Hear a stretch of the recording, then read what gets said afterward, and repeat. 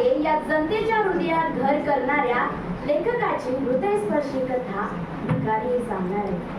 ही कथा अशा एका माणसाची आहे ज्याच्याकडे ना घर, ना परिवार, ना अन्न, ना वस्त्र, परंतु त्याच्याकडे आहे सोन्यासारखं मन आणि माणुसकीचं अमूल्य धन।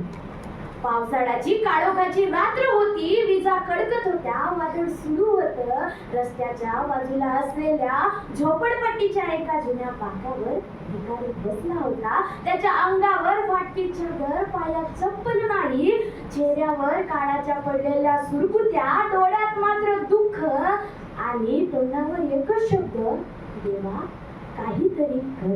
लोक येत जात होती, कोणी नाणी टाकलं नाही, कोणी एक शब्द बोललाही नाही, परंतु त्या माणसाला आजही माणुसकीची सोड होती। अचानक कुठेतरी आवाज आला, कोणी आहेत काय, माझं लेकरू मरतोय। भिकाऱ्याने बघितलं, एक बाई पावसामध्ये धावत होती, तिच्या हातामध्ये लेकरू होतं, तापाने तडफडत होतं, ती इकडे तिकडे धावत होती, कोणी मदतीचा हात मागत होती, पण कुणी मदतीला येत नव्हतं।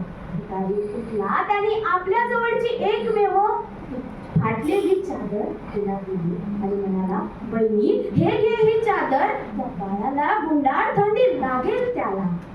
ती बाई हादरली आणि म्हणाली, अरे पण तुला काय राहणार। भिकारी हसला आणि त्याचं हसू म्हणजे दुःखावरचं कवच होतं। तो म्हणाला, माझं काय बहिणी, मी तर जगतोय रोज मरत मरत, पण हा बाळ जिवंत राहिला पाहिजे हेच माझं सुख आहे।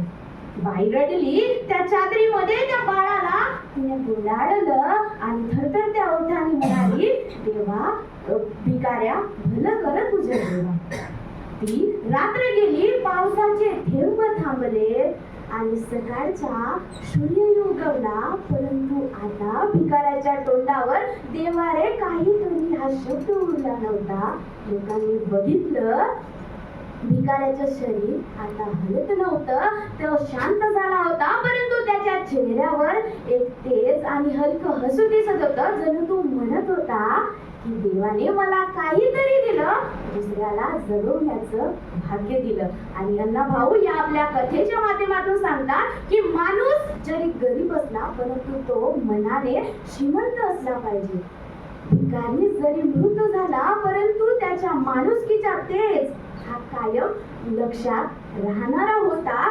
आणि त्या भिकाऱ्याने त्या रात्री सर्व जगाला एक गोष्ट शिकवली की देव मंदिरात नाही, तो माणसाच्या माणुसकीत आहे। आणि भीक मागणं सोपं असते, परंतु भीक देणं हे माणुसकी असते आणि तेच आपले मोठेपणा असते। इथेच मी आपल्या कथेला विराम देते। जय हिंद, जय भारत, धन्यवाद।